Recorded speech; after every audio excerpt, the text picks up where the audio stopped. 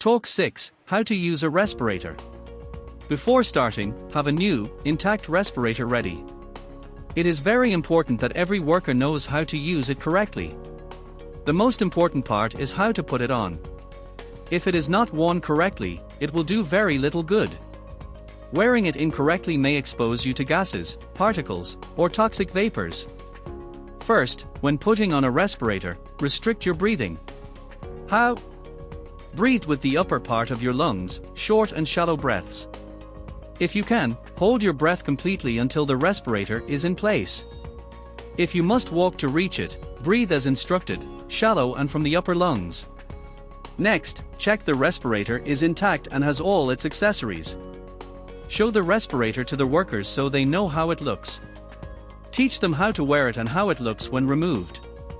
Before use, perform these tests. Positive pressure test. Cover the exhalation valve with your hand.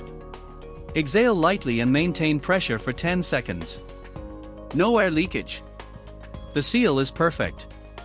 If there is a leak, adjust the straps and try again. Negative pressure test. Cover the inhalation valve with your hand. Inhale lightly and maintain suction for 10 seconds. No air leakage. The seal is perfect.